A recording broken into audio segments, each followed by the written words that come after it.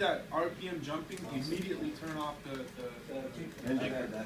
because what happens is it disconnects those tires from the actual road. So the only traction you have is the axle behind it plus the yeah.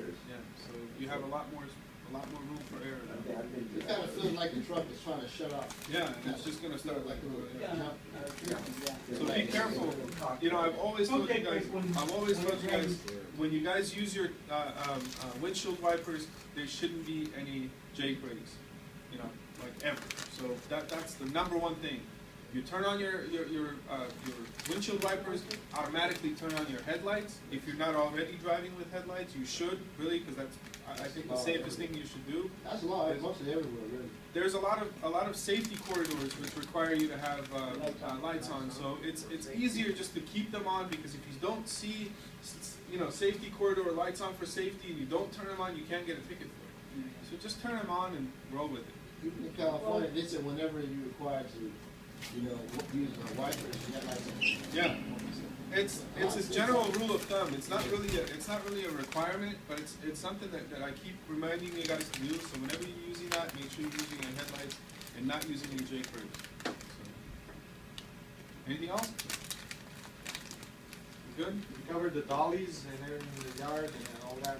No, let's cover that. Yeah. So, okay, especially Rialto, but now we're getting a little bit more strict here too. Dollies need to be returned to their place where the parking is. Okay? So what happens? I do all the time.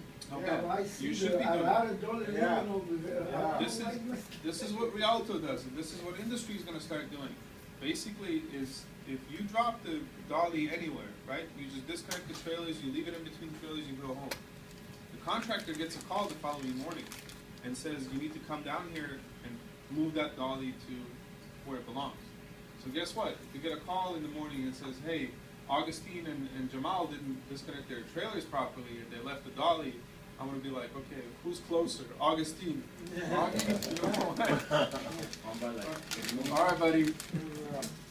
So to avoid that, please make sure that you put the... Saturdays and Sundays, there's a guy that takes the empties out. Yeah. When he's around, he'll tell you, keep them booked up, or just leave them there, I'll take them.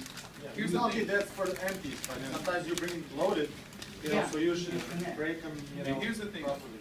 I keep not arguing, but I keep telling Louis, the manager for the hub, to keep hiring somebody over the weekend to help us distribute these trailers during the weekend. Because Monday mornings, if you come in, it's just a nightmare. Or Sunday night, it's chaos. Yeah.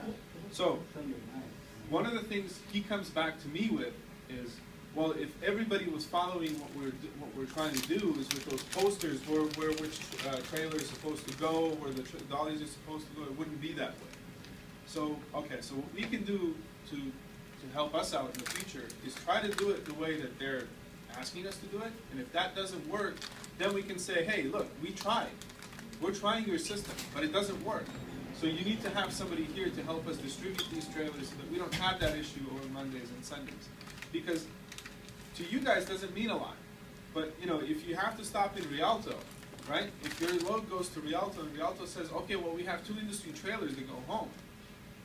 You're gonna spend 2-3 hours trying to untangle that mess in Rialto to try to find those trailers just so you can get home 20 miles away. Yeah. I've been there, done that. So we're trying to work with them to kind of work out a way to get that, to make it easier for everybody. So. Yeah, well, that's true. It's chaos.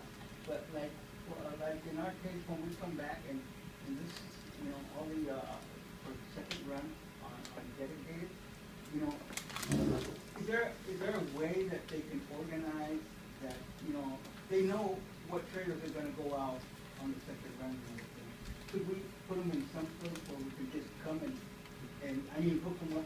Because last Saturday we had trailers so close together.